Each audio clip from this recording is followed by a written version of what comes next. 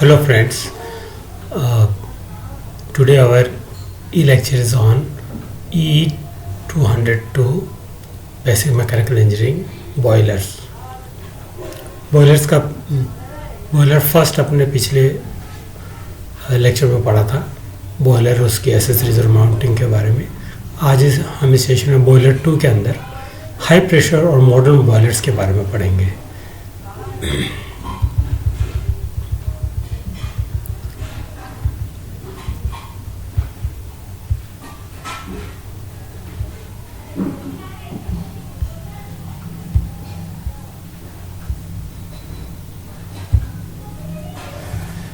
High pressure या modern pressure है, उसमें पहला प्रेशर है law mount boiler. Law mount boiler is the high pressure food circulation water tube boiler with internal fired furnace. अगर हम इसको कैटेगराइज करें क्लासिफिकेशन के अंदर, ये हाई प्रेशर बॉयलर्स में आता है और उसमें फोर्स सर्कुलेशन है, नेचुरल सर्कुलेशन नहीं है, और वाटर ट्यूब बॉयलर है विथ इंटरनली फायर्ड फर्नेस. इसकी जो फर्नेस होती है वो इंटरनली फायर्ड होती है. An external pump is use to circulate the water within the small diameter water tubes of the boiler. क्योंकि फोर्स सर्कुलेशन है इसलिए इसके अंदर एक एक्सटर्नल पंप लगाया जाता है कि वो इसकी जो कम डायमीटर और नलियों के अंदर पानी को तेज़ी से क्या कर सके, सर्कुलेट कर सके, फोर्स कर सके. This boiler was invented by the Walter Douglas law mount in the year 1925. At that time this boiler was invented to use in ships. तो ये शिप के अंदर इसको यूज़ किया जा सकता है. शिप को प्रोपेल करने के लिए इसके अंदर स्टीम बनाई जाती थी और कोल फायर्ड हुआ करता था. ये कोयले से ही चलता था और इसकी जो स्टीम निकलती थी उससे स्टीमर चला के उसको प्रोपेल करते थे. यानी कि स्टीम इंजन लगा होता था और प्रोपेलर लगा होता था. वही स्टीम टरबाइन उस प्रोपेलर को चलाता था. इस तरह से ये शिप चलते थे स्टीम के अंदर. वर्किंग प्रिंसिपल इसका, it works on the principle of force circulation of water within the boiler with the help of centrifugal pump. Centrifugal pump के द्वारा हम इसके अंदर जो वाटर ट्यूब बॉयलर है, इसकी ट्यूब से पानी बहता वो तेज़ स्पीड से इसके अंदर फोर्स से सर्कुलेट किया जाता है और बाहर से हम क्या करते हैं कि इसके अंदर कंबशन करते हैं और हीट को उस पाइप्स को हीट अप करते हैं ताकि वो स्टीम में कन्वर्ट हो जाए. It working is totally depends upon the pump. इसकी जो वर्किंग है, इफ़िशेंसी है या इसकी जो पर आवर कितनी स्टीम बन रही है, वो सब डिपेंड करती है कि हमने किस स्पीड से सेंट्रीफ्यूगल पंप चला रखा है और उसकी नलियों में कितनी तेज़ पानी उसके अंदर बह रहा है. तो it works on A principal of the force circulation of water within the boiler.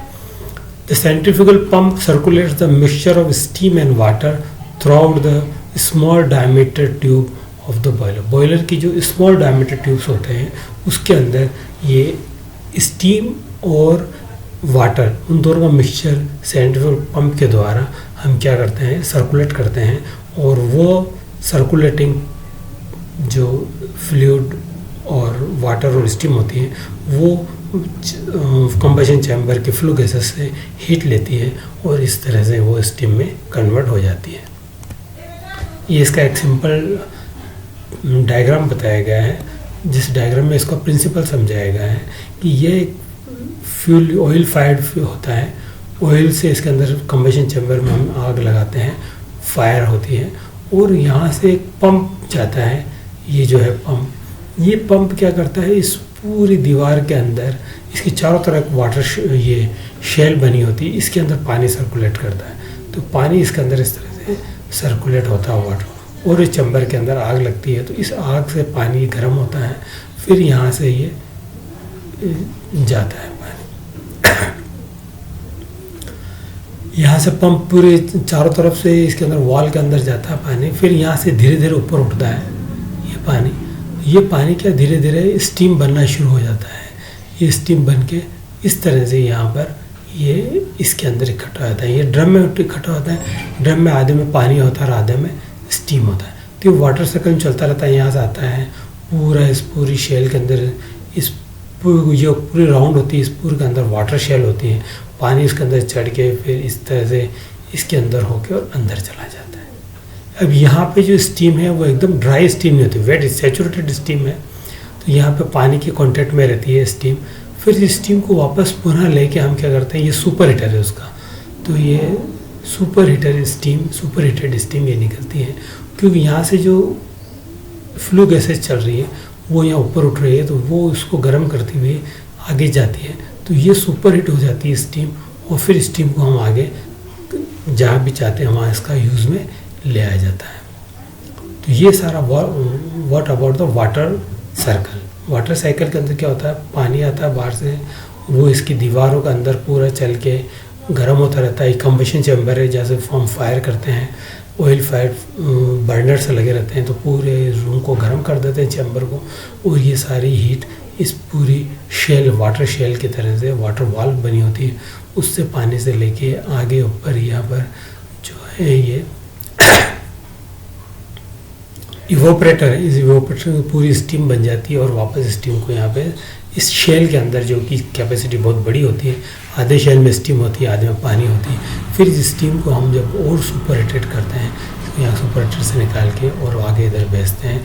फिर हम यहाँ आगे जो भी प्राइम मूवर है हमारा, उसको हम आगे देते हैं ताकि वो इंजन चलाए या पावर जनरेट करने के जनरेटर के अंदर, स्टीम टरबाइन के अंदर भेज देते हैं। ये तो हो गया इसका वाटर सर्कुलेशन। अब दूसरा हमारा आता है यहाँ पर एयर सर्किट। यहाँ से एयर ली जाती है, फ्यूल भी ली जाती है और एयर दोनों एक साथ भर के यहाँ बर्निंग की जाती है। यहाँ से फ्लू गैसेज मिलती है जिनका टेम्परेचर बहुत हाई होता है, करीब 2000 डिग्री सेंटीग्रेड। तो सब इसको गर्म करते हुए ये आगे निकलती है। फिर ये पहले तो इवोपरेटर को गर्म करती है, जहाँ पे ये पानी को स्टीम में कन्वर्ट करती है, फिर ऊपर सुपर हीटर को गर्म हीट करती है, फिर ये जाके और ये फीड वाटर, जो फीड वाटर आता है जिसको हम बोलते हैं इकोनोमाइज़र बोलते हैं, इकोनोमाइज़र को गर्म करती हुई आगे चिमनी में निकल जाती है या एयर प्रीहीटर को चली जाती है, और यहाँ से वाटर फीड कर रहे हैं, ये इस तरह से जाता है, वाटर इसके अंदर जा रहा है, तो ये इसके अंदर जा रहा है। लेकिन ये जो पंप होता है इसको फोर्स फीडिंग कहते हैं। तो ये पंप सेंट्रल पंप होता है जो कि इसकी नलियों के अंदर जाता है और पूरी दीवार के अंदर और आगे तक यहाँ तक पहुँचाने के अंदर काम होता है। तो ये एक स्ट्रॉन्ग पंप होता है। This is all about our Lamont boiler. Actual figure Lamont boiler का ही आपको दिया हुआ लाइन डायग्राम, जिसको आप एग्जाम में भी बना सकते हैं, काफ़ी अच्छा दिया गया है यहाँ पर। ये सर्कुलेटिंग पंप है। जैसे कि हम अगर बात करें वापस वाटर सर्किट की, तो वाटर यहाँ से लेके ये वाटर ले रहा है बॉयलर ड्रम से, नीचे की तरफ से पानी ले रहा है, फोर्स स्टीम भेज रहा है, फोर्स वाटर भेज रहा है। यहाँ पर जाकर रेडिएंट इवेपोरेटर है, यानी कि डायरेक्ट कांटेक्ट में नहीं आ रही हीट, लेकिन ये इस पूरे चैम्बर की दीवारों के अंदर नीचे की तरफ पानी से दीवार भरी, पानी उसके अंदर से चढ़ रहा है, और यहाँ पे जो कंबशन हो रहा है उस कंबशन डायरेक्ट हीट इसको मिल रही है। फिर रेडिएंट हीट से फिर आगे जाके ये क्या करता है, इस पाइप के थ्रू ऐसे करके इवेपोरेटर में आ रहा है, जिसको कन्वेक्टिव इवेपोरेटर कहते हैं। ये जो फ्लू गैसेस है ये इसको गर्म करते ऊपर निकल रही है, और यहाँ पे जाके फिर ये वापस यहाँ पे स्टीम में आ जाता है। अभी यहाँ जो स्टीम आ रही है ये एकदम ड्राई और इतनी ज़्यादा टेम्परेचर का नहीं है। वापस हम इस स्टीम को ट्रैप करते हैं और यहाँ पे सुपर हीटर में भेजते हैं। सुपर हीटर में इस स्टीम का टेम्परेचर अब मोर देन 200-300 डिग्री टेम्परेचर हो जाता है, हाई प्रेशर तो होता ही है। वो फिर जाके हम यहाँ पर स्टीम स्टॉप वाल्व के ज़रिए आगे जो प्राइम मूवर से है स्टीम जो इंजन में चलाना है, या हम उसको अगर टरबाइन के अंदर जोड़ देते, टरबाइन के अंदर इसको जोड़ देते हैं, तो यहाँ सुपर ड्राई स्टीम हमें मिल जाती है और इसकी रेट भी काफ़ी अच्छी मिलती है।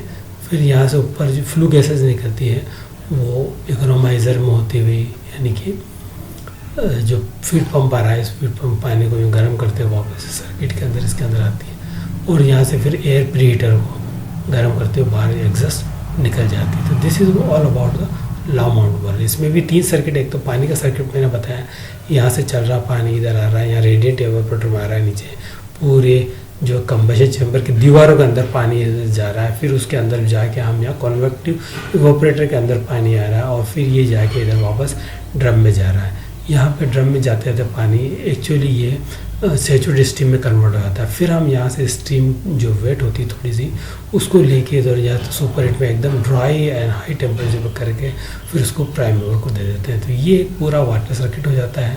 फिर फीड पंप के लिए दूसरा वाटर सर्किट होता है। यहाँ से हम पानी लेते हैं, तो पानी का टेम्परेचर एटमॉस्फेयर होता है 20 डिग्री। इसको हम इकोनोमाइज़र के अंदर गर्म करते हैं ताकि इसका टेम्परेचर करीब 50-100 डिग्री हो जाए, 50-60 डिग्री हो जाए। तो हमें इसमें जो टेम्परेचर है वो ज़्यादा नहीं देना पड़े। तो या फिर इस तरह से ये इसको फीड करता है और बॉयलर ड्रम के अंदर पानी इकट्ठा हो जाता है। अब दूसरा आता है फ्लू गैसेस वाला। तो यहाँ से हम ऑयल फायर करते हैं अंदर, तो उसके साथ एयर भी होती है। वो एयर यहाँ कंबशन होने के बाद टेम्परेचर हाई हो जाता है और फिर गैसेस आगे निकलती रहती है। तो पहले इसको रेडिएंट इवोपरेट यहाँ करती है, फिर उसके बाद कंडक्टिव इवोपरेटर के अंदर हीट देती है, फिर उसके बाद सुपर हीट के अंदर उसको हीट देती है, फिर लास्ट में इकोनोमाइज़र में जिसकी टेम्परेचर कम हो जाता है, इकोनोमाइज जाता है, और लास्ट में जब ये निकलती है तो 40-50 डिग्री पे बिल्कुल ये एयर को और गर्म करके बाद में चिमनी में निकल जाती है एटमॉस्फेयर के अंदर। This is all about the Lamont boiler. Main parts क्या है इसके अंदर? वही फीड पंप बहुत इंपॉर्टेंट होता है क्योंकि फूड सर्कुलेशन है, इसलिए एक high centrifugal pump high horse power का लगाते हैं जो काफ़ी अच्छा हमें डिस्चार्ज दे सकेगा हाई प्रेशर के ऊपर। इकोनोमाइज़र जैसे कि अपन जानते हैं टेम्परेचर एफिशिएंसी बढ़ाने के लिए फीड के अंदर वाटर को गर्म करता है। स्टीम सुपर हीटर जो कि इम्पोर्टेंट पोर्शन है, जो कि स्टीम को सुपर हीट करने का काम आता है। वाटर सर्कुलेटिंग पंप ये अलग है, ये वाटर सर्कुलेटिंग पंप है। ये सेंट्रीफ्यूगल पंप बहुत इंपॉर्टेंट होता है। ऊपर वाला बताया वो फीड पंप है, उसकी कैपेसिटी इतनी ज़्यादा नहीं होती क्योंकि वो सिर्फ ड्रम में पानी भरता है। लेकिन ये सर्कुलेटिंग पंप होता है, ये बहुत ज़्यादा हॉर्स पावर का होता है क्योंकि पतली नलियों के अंदर हमें तेज़ स्पीड से पानी गुजारना होता है ताकि वो रेडिएंट हीटर में और इवोपरेटर का कन्वेक्टिव इवोपरेटर के अंदर तेज़ स्पीड से चल सके, रुके नहीं और काफ़ी एनर्जी को ले जा सके। तो ये इसलिए इसको हम फोर्स सर्कुलेशन पंप भी कहते हैं। फिर आता है रेडिएंट इवोपरेटर। ये water steam mixture with the help of radiation के थ्रू इसके अंदर पानी गर्म होता है, जो बिल्कुल बॉयलर के नीचे वाली शेल होती है उसकी दीवारों में अंदर पानी, दीवारों के अंदर पानी शेल बना के पानी चढ़ाया जाता है ताकि वो उसकी जो दूर से उसके हीट उसके अंदर ग्राइंड कर ले। फिर कन्वेक्टिव इवोपरेटर होता है जिसमें पतली नलियाँ होती हैं जो डायरेक्ट फ्लू गैसेस कॉन्टेक्ट में आके और वो उसको गर्म करती रहती है ना, उसको कन्वेक्टिव इवोपरेटर बोलते हैं यहाँ भी। फिर उसके बाद सुपर हीटर में जाती है जहाँ पर भी ये बाई कन्वेक्शन ही वो जो स्टीम है उस सैचुरेटेड स्टीम को एकदम ड्राई और सुपर हीटेड स्टीम में कन्वर्ट कर देता है। इसलिए इसके मेन पार्ट्स हैं। वर्किंग मैंने आपको बताई है इसके अंदर। फिर हम आते हैं, दूसरा है modern boiler, high pressure boiler के अंदर Loeffler boiler. Loeffler boiler is a food circulation high pressure and water tube boiler with internally fired furnace. इसके अंदर इंटरनल फर्नेस होता है। अगर हम उसका क्लासिफिकेशन के अंदर ये फूड सर्कुलेशन में आता है, दूसरा है हाई प्रेशर कैटेगरी में आता है और ये वाटर ट्यूब बॉयलर है ना। और इसके अंदर इंटरनली फायर फर्नेस होती है, फर्नेस बाहर नहीं होती है, अंदर ही होती है। तो ये भी लामाउंट बॉयलर की तरह होता है। In this boiler 2/3 of the super heated steam is use to evaporate the water. इसकी 2/3 सुपर हीटेड स्टीम होती है, उसको वापस वाटर को इवोपरेट करने के अंदर काम में ली जाती है। 2/3 of superheated steam is used to evaporate the water in the evaporating drum and remaining 1/3 of the steam from the superheater is used to turbine। हम क्या करते हैं, जितनी सुपरहीटेड स्टीम आती है उसकी 2/3 को तो हम वापस से यूज़ करते हैं तो पानी को गर्म करें, और 1/3 जो होती है वो हम प्राइम मूवर या टर्बाइन के अंदर डायरेक्ट दे देते हैं। तो यानी कि इसका डिस्चार्ज बहुत ज़्यादा होता है। तो 1/3 को तो हम यूज़ में ले लेते हैं और 2/3 को रीयूज़ करते हैं क्योंकि उस वक्त उसका टेम्परेचर वो सुपर स्टीम का बहुत ज़्यादा टेम्परेचर होता है 300-400 डिग्री, उससे हम वापस से गर्म करते हैं। तो steam circulating pump is use to circulate the steam into the boiler. तो यहाँ पर हम क्या करते हैं, स्टीम सर्कुलेटिंग पंप लेते हैं जो कि स्टीम को सर्कुलेट करे, जबकि पहले पिछले वाले जो हमने पंप लिया था लामोट बॉयलर में वो वाटर प्लस स्टीम दोनों को सर्कुलेट करता था, लेकिन यहाँ पे ज़्यादा क्या वो स्टीम, क्योंकि 2/3 को हम वापस सुपर स्टीम को काम में ले रहे हैं, तो उस स्टीम को सर्कुलेट करने के लिए जो पंप चाहिए वो स्टीम सर्कुलेटिंग पंप होता है। इसके अंदर दिखाया गया ये वाला लॉफलर बॉयलर है, ये आपको बताया गया है। नीचे इसके अंदर ये जो पानी है, ड्रम है, वो पानी यहाँ नीचे इकट्ठा रहता है। सुपर हीटेड स्टीम जो यहाँ आती है वो 2/3 स्टीम इसके अंदर आ जाती है, बाकी 1/3 स्टीम को डायरेक्ट हम यहाँ पे, ये जो स्टीम हम यहाँ से चलते हैं 1/3 स्टीम को तो प्राइम मूवर के अंदर ले जाते हैं, और 2/3 स्टीम को हम क्या करते हैं यहाँ पर वापस इधर आती है और ये यहाँ पर इस पानी से मिक्स कर देती है।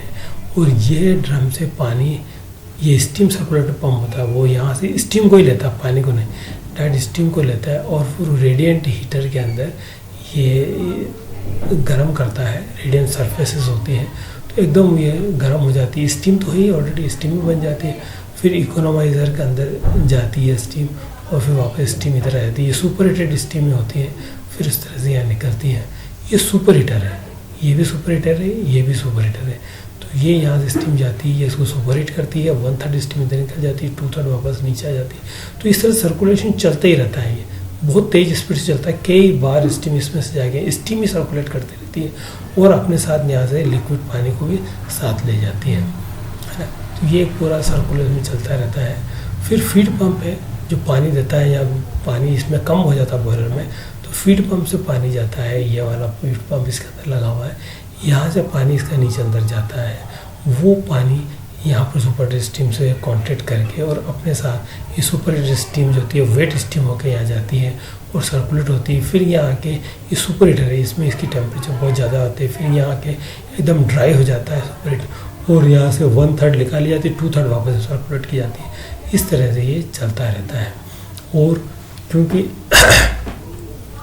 ये सुपर हीटर है, यहाँ पे हीट अपन जनरेट कर रहे हैं और हीट यहाँ से जा रही है निकल के, बिल्कुल फ्लू गैसेज ऑयल फायर्ड है, ऑयल फ्यूल और पल्वराइज कोल इसके अंदर डाला जाता है और ये पूरा हीट चैम्बर के अंदर चलता रहता है। तो यहाँ पर जब चलता है तो ये रेडिएंट, ये कंबशन चैम्बर है ये वाला, या रेडिएंट इधर सबसे पहले तो ये रेडिएशन से हीट लेके सुपर बनता है, फिर वापस ये हीट यहाँ से इधर से होके जो कंबशन चैम्बर है, यहाँ पे ऑयल फायर हमने क्या पल्वराइज कोल उसमें डाला, यह चैम्बर गर्म हो गया, फिर यहाँ से आगे जाके ये पहले इसको गर्म किया सुपर को, फिर दूसरे सुपर को गर्म करके फिर इकोनोमाइज़र को हो गया, फिर ये एयर प्यूरिफायर के बाहर चिमनी में निकल जाती है। तो एक तो ये हो गया एयर सर्किट इसमें बना, जो कि एयर फ्यूल से, ऑयल फ्यूल से या पल्वराइज कोल से, इन दोनों से यहाँ पर इसके अंदर जाता है एयर। ये पहले रेडिएंट कंबशन चैम्बर है, या कंबशन होता है, टेम्परेचर बहुत ज़्यादा होता है यहाँ पे 2000 डिग्री टेम्परेचर। इस रेडिएंटली ये इसको स्टीम को ड्राई करता है, फिर स्टीम आगे बढ़ती है और ये भी फ्लू गैसेस यहाँ, क्योंकि पार्टीशन है, फ्लू गैसेस यहाँ से इस तरह से हो गए वापस इधर जाती है, फिर बच्ची भी अपनी एनर्जी वो इसको देती है, यहाँ पर गर्म करके एकदम ड्राई बना देती है स्टीम को, फिर वापस वो जाके इकोनोमाइज़र को देती है जो फीड पंप में पानी को गर्म करता है, उसके बाद एयर प्यूरिफायर को देती है और फिर बाहर निकल जाती है। ये तो एयर सर्किट है। वाटर का सर्किट मैंने आपको बताया, ये फीड पंप से पानी इधर जा रहा है, यहाँ पानी इसके अंदर भरा हुआ है, ये पानी जो स्टीम आ रही है 2/3 स्टीम, ये इसके साथ मिक्स होके इसे अपने साथ ले जाती है और ये थोड़ी वेट स्टीम में आ जाती है। वेट स्टीम में आके एकदम ड्राई हो जाती है रेडिएंट से, ड्राई होने के बाद और भी कुछ उसको ज़्यादा हाई टेम्परेचर का बढ़ जाता है, फिर ले जाती है। तो 1/3 तो हम यहाँ पे स्टीम आगे यूज़ कर लेते हैं टरबाइन चलाने के अंदर, 2/3 वापस इसमें कंट्रोल करते हैं। तो ये कई बार स्टीम चलती है, तो ये पूरा स्टीम का सर्किट अलग है और ये वाटर का सर्किट अलग इसके अंदर चलता रहता है। यहाँ से ऑयल या पल्वराइज कोल से इसको फायरिंग करते हैं, एयर प्यूरिफायर है। This is all about the Loeffler boiler. इसके मेन पार्ट में वही इकोनोमाइज़र है, फिर इवोपरेटिंग ड्रम है। इसके अंदर इवोपरेटिंग ड्रम होता है जो ज़्यादा इम्पोर्टेंट कहलाता है, ये वाला, ये इवोपरेटिंग ड्रम है। इसमें पानी भी रहता है और स्टीम रहती है और स्टीम का ही सर्कुलेशन होता है। पानी तो एक बार आके इसके अंदर रुक जाता है, और यहाँ ड्रेन होता है जो हम यहाँ पे जो है मिट्टी उट्टी हो तो ब्लो ऑफ करके निकाल लेते हैं। लेकिन इसमें ज़्यादातर स्टीम का सर्कुलेशन होता है, पानी का सर्कुलेशन कम होता है। तो evaporating drum होता है, it is placed at the lower portion of the boiler and contains a mixing nozzle. Mixing nozzle होती है, here the feed water is converted into the saturated steam. जैसे feed water वो saturated steam में convert हो जाता है with the help of the superheated steam from the superheater. superheater से जो आ रही है तो ये मिक्सिंग नोजल है। ये मिक्सिंग नोजल यहाँ पे क्या करती है कि ये जो पानी है इसको और इस सुपर दोनों को मिलाती है और इसकी तेज़ स्पीड की वजह से ये अपने साथ कुछ पानी भी साथ ले जाती है और ये यहाँ के अंदर चली जाती है, बैठ जाती है। तो यही एक इसके अंदर खास है जिसको हम बोलते हैं कि इवोपरेटिंग ड्रम, ये इसमें इम्पोर्टेंट होता है। The steam circulating pump, it is present in between the evaporated drum and radiant superheater and it circulate the steam into the boiler. जो मैंने आपको बताया था पिछली बार, ये स्टीम सर्कुलेटिंग पम्प होता है और ये इवोपरेटिंग ड्रम, ये दोनों ही इसमें इम्पोर्टेंट होते हैं। और यहाँ पे ये सुपरहीटेड स्टीम को ये या पानी से दोनों को मिक्सिंग नोजल होती है, ये मिक्स करती है, दोनों साथ इसमें जाते हैं, फिर यहाँ जाके रेडिएंट सुपरहीटर में आते हैं, फिर ये सुपरहीटर में आते हैं और फिर यहाँ पे निकल जाते हैं। 2/3 इधर जाता है और 1/3 इधर जाता है। Radiant heater, it superheats the steam with the help of radiation produced by the burnt fuel, जो कि फ्यूल बर्न करने से फ्यूल चैम्बर के अंदर रेडिएशन के द्वारा जो ये उसको हीट देता है, इसलिए इसको रेडिएंट सुपरहेटर बोलते हैं।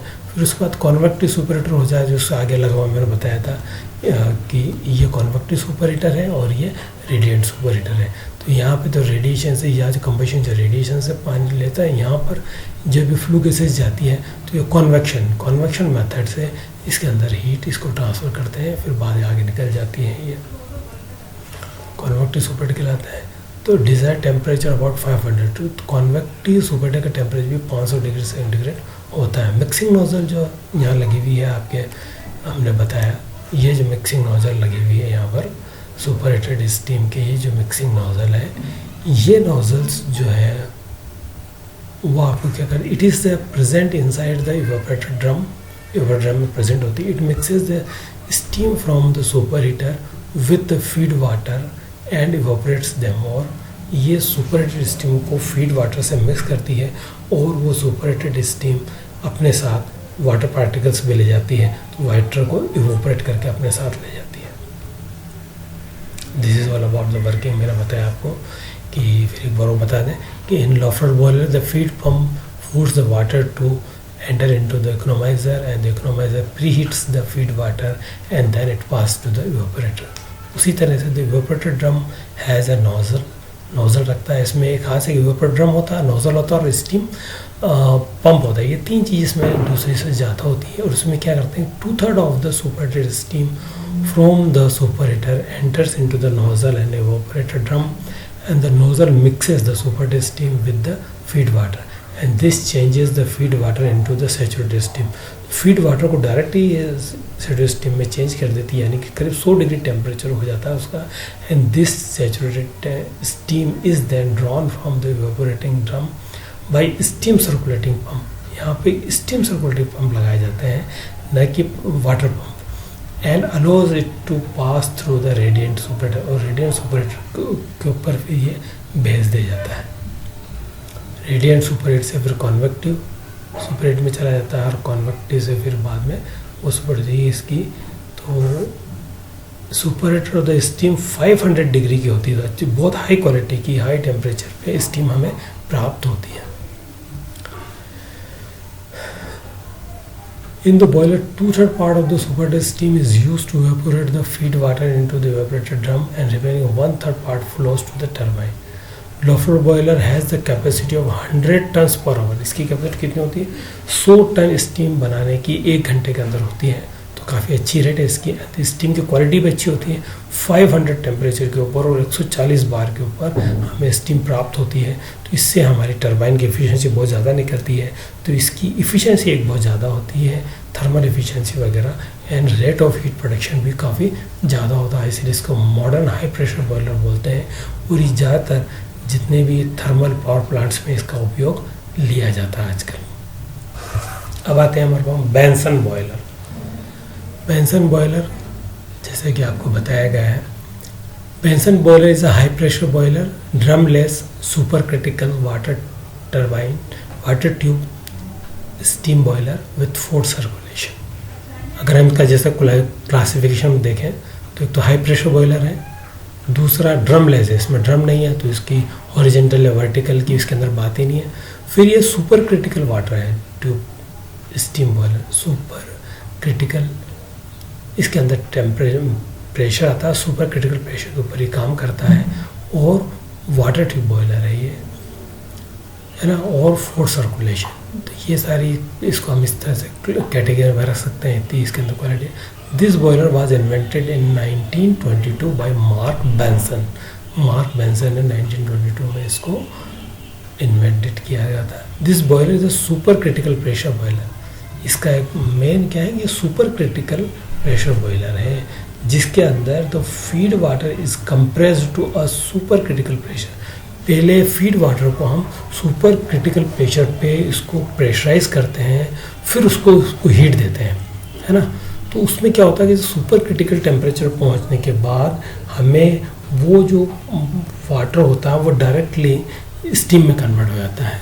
बीच में बबल्स वगैरह नहीं आते, यानी कि उसको लेटेंट हीट नहीं देनी पड़ती है ना। सुपर क्रिटिकल प्रेशर क्योंकि प्रेशर जैसे जैसे बढ़ाते हैं तो उसका जो बॉइलिंग पॉइंट वो अलग अलग हो जाता है। तो जैसे हमने बॉयल उसको बढ़ाएंगे सुपर क्रिटिकल पे, यानी कि तो वो क्या डायरेक्ट स्टीम में कन्वर्ट हो जाता है। बीच में जो बबल्स वगैरह बनना है वो उसमें नहीं बनते हैं। और जो हम जैसे हमने पिछली बार पढ़ा था जनरेशन ऑफ स्टीम के अंदर कि हमें उसको लेटेंट हीट ऑफ इवेपोरेशन देनी पड़ती है, वो यहाँ पे जीरो हो जाती है। डायरेक्ट जो हम हीट देते हैं वो डायरेक्ट उसके अंदर कन्वर्ट हो जाती है सेंसिबल हीट के अंदर, और उसके अंदर हाई प्रेशर और हाई टेम्परेचर स्टीम प्राप्त होती है। इसलिए हम उसको सुपर क्रिटिकल प्रेशर बॉयलर कहते हैं। तो the boiler is super critical pressure boiler in which the feed water is compressed to super critical pressure and this prevent the formation of bubble in the water tube. Water tube में bubble नहीं बनते हैं, and the bubble do not form because at the supercritical pressure the density of water and steam become same. पानी और steam की density क्या हो जाती है, सेम हो जाती है, क्योंकि हमने बहुत ज़्यादा प्रेस कर दिया है तो वो वाटर और स्टीम की सेम डेंसिटी हो जाती है। और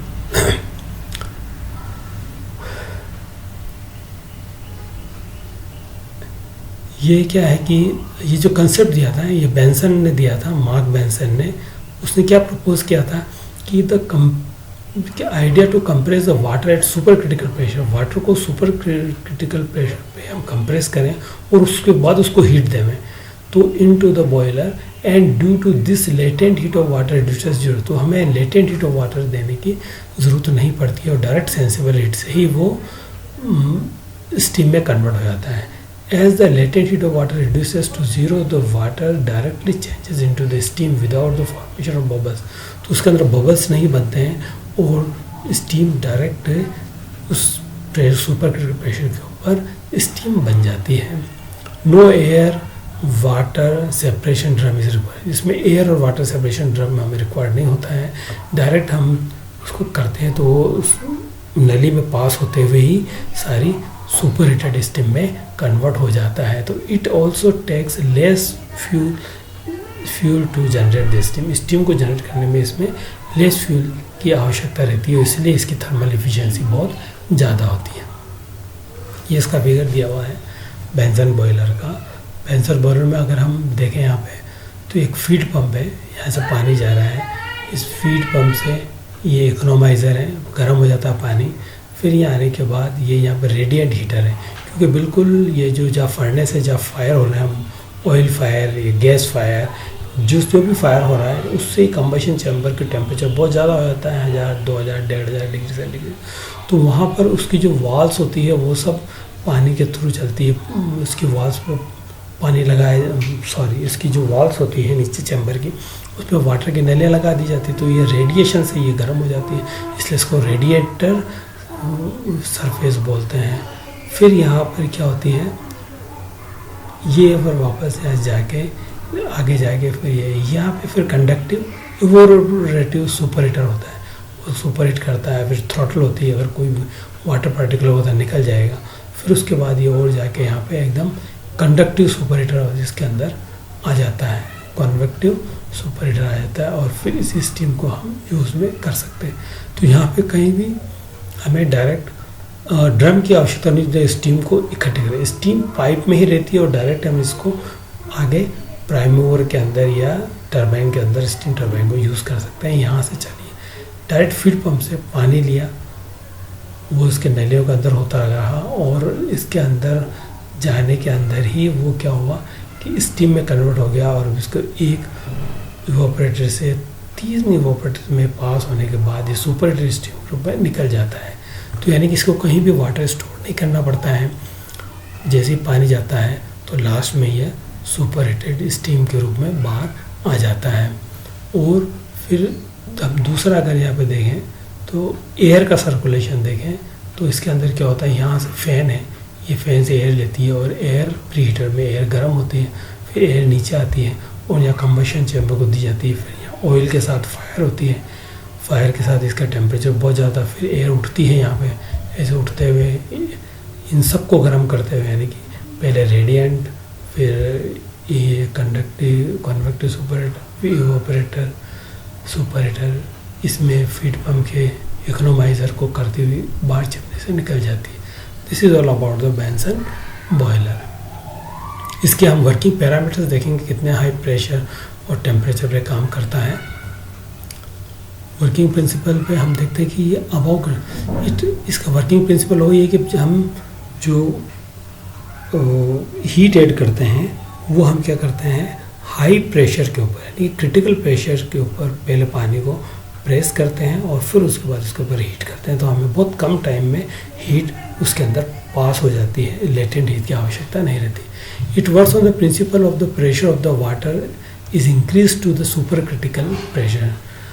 about the critical pressure 225 bar से भी ज़्यादा अगर हम करते हैं तब वो सुपर क्रिटिकल प्रेशर पर आता है, यानी कि उसका जो है वो 225 से ज़्यादा होना चाहिए, हमें 250-300 बार के ऊपर हम पहले उसको कंप्रेस करते हैं पानी को, फिर उसके ऊपर हीट ऐड करते हैं। When pressure of water is increased to super critical level, the latent heat of water becomes zero and due to this it directly changes into the steam without boiling. बिना boil हुए वो direct steam में change हो जाता है, और and this prevent the formation of bubbles at the tube surface.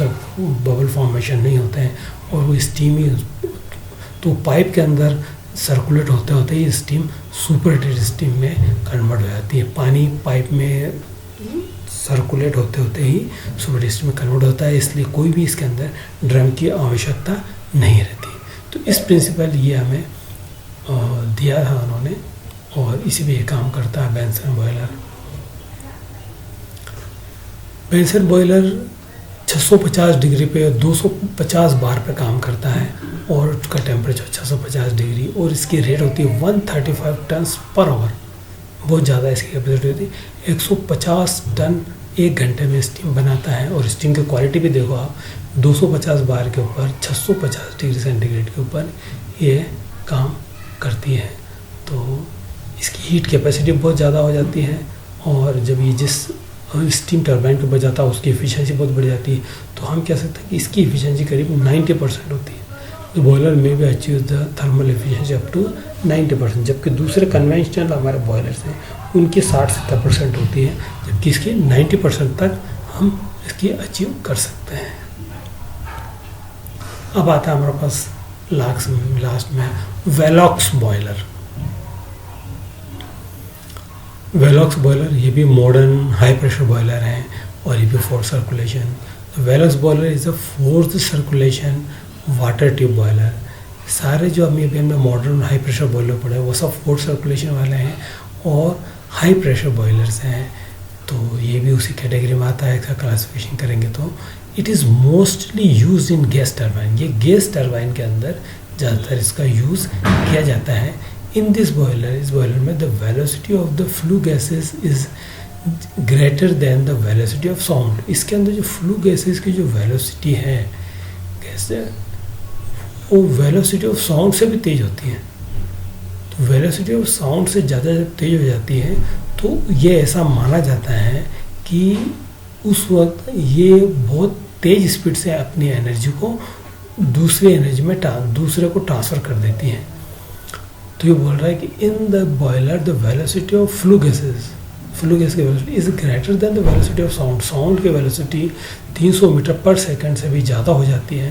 Then which causes the more heat transfer from a gas to the water, वो गैस से पानी को बहुत ज़्यादा स्पीड से एनर्जी ट्रांसफ़र कर सकती है अगर उसकी स्पीड साउंड की स्पीड से ज़्यादा है तो। And which increases the steam generation rate, जो कि स्टीम जनरेशन रेट को बढ़ाती है। And due to this it is most important boiler, इसकी वजह से इम्पॉर्टेंट बॉयलर है। तो इसका बेसिक कंसेप्ट क्या है कि हम जो फ्लू गैसेस को उसको बहुत तेज़ स्पीड से चलाते हैं, वेलोसिटी ऑफ साउंड से चलाते हैं और फिर उसको वाटर के कॉन्टैक्ट में लाते हैं। तो उससे क्या होता है, उनकी रेट ऑफ वाटर की जो एनर्जी देने की क्षमता है वो उसको बहुत ज़्यादा हो जाती है।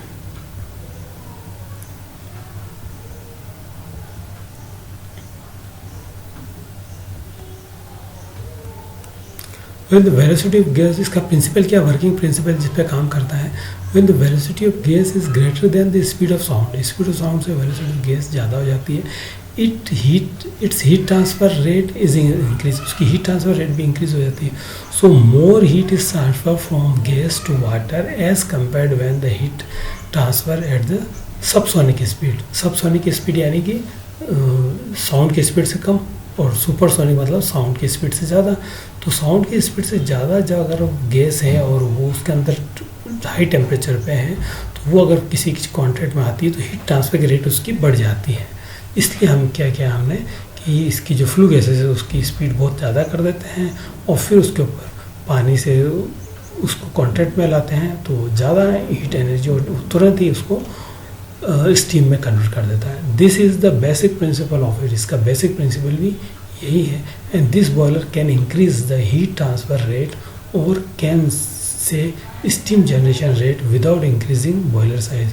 तो बॉयलर के साइज़ को इंक्रीज किए हुए हम इसकी जो है कैपेसिटी है वो बॉयलर की बढ़ा देते हैं, उसके को स्टीम की क्वालिटी भी अच्छी हो जाती है और स्टीम की डिस्चार्ज यानी पर आवर वो कितने टन ऑफ स्टीम ज़्यादा बना सकता है विदाउट उसकी साइड इंक्रीज नहीं करते हुए। यानी कि ये कैसे कि अगर दूसरे से कंपेयर करें तो अगर हमें 100 टन स्टीम पर आवर बनानी है तो इसकी साइज़ छोटी होगी, दूसरे बॉयलर की साइज़ काफ़ी बड़ी होगी, तो वेलॉक्स बॉयलर की कम होगी ड्यू टू इसकी। Velox boiler is most successful boiler in this gas turbine industry. तो गैस टरबाइन इंडस्ट्री के अंदर वेलॉक्स बॉयलर को ही एकमात्र यूज़ किया जाता है और बहुत सक्सेसफुल है।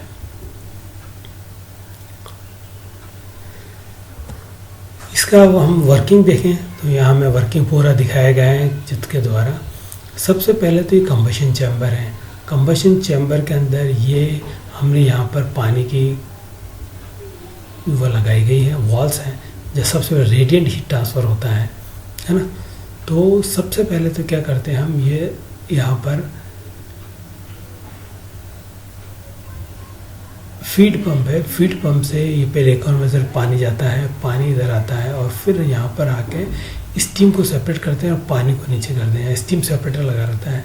इस जो पानी बचता है इसको हाईली प्रेशराइज करते हैं, क्या करते हैं इसको हाईली प्रेशराइज करते हैं। वाटर सर्कुलेटिंग पंप ये लगा रहा, तेज़ स्पीड में पानी इसके अंदर जाता है यहाँ पर और पूरे उसके वॉल्स के ऊपर ये पानी लगा हुआ है।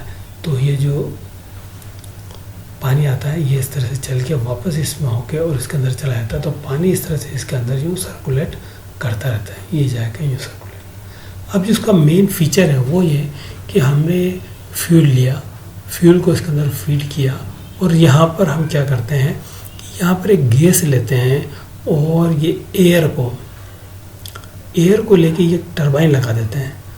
ये टरबाइन हमारी क्या करता है, इस गैस को कंप्रेस करता है, यानी हाईली प्रेशराइज करता है। हाईली प्रेशराइज करने से तेज़ स्पीड से जाता है, यानी कि ये सुपरसोनिक स्पीड से ये हमारे एयर जा रही है। ये जब से सुपरसोनिक स्पीड से एयर यहाँ आती है तो यहाँ पे फीड पंप से जो फ्यूल आ रहा है वो चाहे नेचुरल गैस भी हो सकती है, चाहे ये ऑयल हो सकता है, बर्नर फर्नेस ऑयल, ये दोनों मिलके तेज़ स्पीड से यानी कि सुपरसोनिक स्पीड से यहाँ पर चैम्बर में आते हैं और यहाँ कंबशन होता है। तो इसकी स्पीड बहुत तेज़ी से बनी रहती है कंबशन चैम्बर में ड्यू टू दिस पंप। और यहाँ पे जो हमने एयर से जो ये टरबाइन लगाया है इसका स्पेशली, उससे तेज़ स्पीड बनी रहती है। ये सुपरसोनिक स्पीड हो जाती है। जब इसकी स्पीड तेज़ होती है तो यहाँ इसकी पूरी दीवारों का अंदर चैम्बर की कंबशन में पानी की नलियाँ लगी रहती है, उससे ये पानी इधर इसको हीट ट्रांसफ़र करता है और जो हीट ट्रांसफ़र इधर थ्रू कंडक्शन होता है, फिर ये इसके अंदर वापस जाता है। तो ये पानी इस तरह सर्कुलेट होता रहता है और यहाँ पर उस पर सुपर स्टीम हो जाती है, उसको निकाल के सुपर हीटर के अंदर वापस डाल देते हैं, क्योंकि यहाँ से जो निकलने वाली गैसेज वो गैसेज वो उसको ऊपर गर्म कर देती है और फिर वापस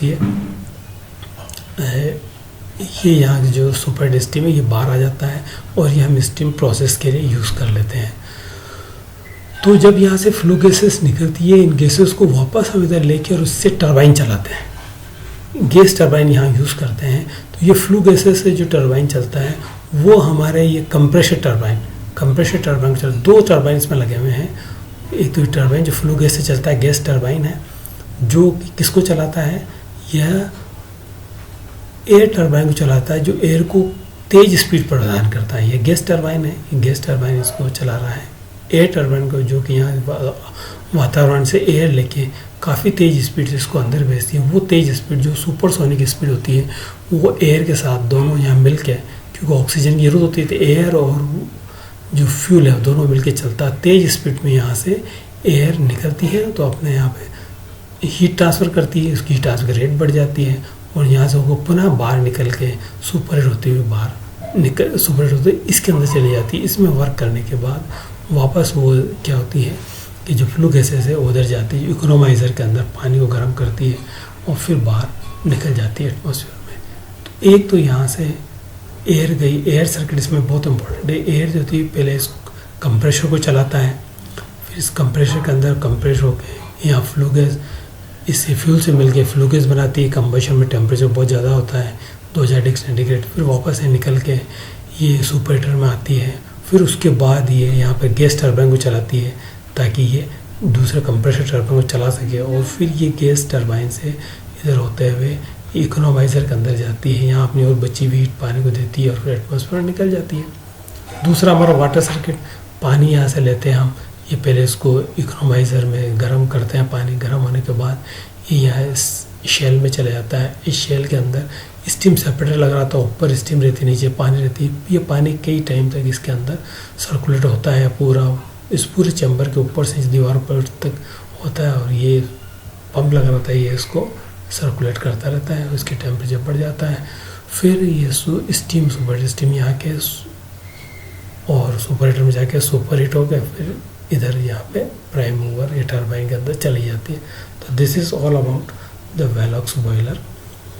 वर्किंग मैंने आपको बताई थी, इसके अंदर क्या है, मेन तो है the Velox boiler works as a basic heat exchanger. Basic heat exchanger काम करता है, जैसे सिंपल एक हीट एक्सचेंजर हो जो कि तेज़ स्पीड मतलब सुपरसोनिक फ्लू गैसेस से पानी की फ्लू गैसेस को हम क्या करते हैं, जो हाई टेम्परेचर पे होती है वो वाटर ट्यूब के ऊपर जाती है और काफ़ी ज़्यादा हीट एक्सचेंज करती है और उसको स्टीम में कन्वर्ट कर देती है। यही इसका प्रिंसिपल है। द एयर इज़ कंप्रेस, सबसे पहले एयर को लेकर एटमॉस्फेयर उसको कंप्रेस करते हैं बाई एयर कंप्रेसर के द्वारा, जो कि किससे चलता है, गैस टरबाइन से चलता है। And this compressed air passes from combustion chamber, combustion pass होती है where the most heat release by the fuel को रिलीज करते हैं, which increases the velocity of the flue gases up to sound supersonic speed में हो जाती है flue gases. And from the bottom the combustion chamber this flue gases passes from the fire tube pass होता है। And this fire tube surrounded by the evaporator water tube, और फिर उसको evaporate करती है ना। तो वाटर पासिस 15 से 20 टाइम उस पूरे के अंदर वो क्या होता है, सर्कुलेट करता रहता है। यानी ये वाटर है, ये 15 से 20 टाइम इसके अंदर सर्कुलेट करता रहता है और ये स्टीम में कन्वर्ट हो जाता है। Due to this high speed circulation heat is transfer from the gases to the water very high rates के अंदर हीट ट्रांसफर होता है, इसीलिए हम इसको एज ए हीट एक्सचेंजर भी कहते हैं। The mixture of the water and steam is formed with further pass from the water and steam separator, और उसके अंदर फिर वो स्टीम को सेपरेट कर लेता है। उस स्टीम को हम क्या करते हैं, वापस सुपर हीटर में भेजते हैं और उसको सुपर हीट बना के फिर आगे प्रयोग में ली जाती है। बॉयलर है से हाई हीट ट्रांसफ़र रेट होती है, इसकी पहला इसका एडवांटेज ये है, और इसकी एफिशिएंसी 90 से 95% होती है। तो this is all about your modern type of boilers and this is boilers के बारे में हमारा दूसरा लेक्चर समाप्त होता है। आपको कोई प्रॉब्लम है तो आप मेरे को इस नंबर पर कांटेक्ट कर सकते हैं और कोई भी क्वेश्चन पूछ सकते हैं।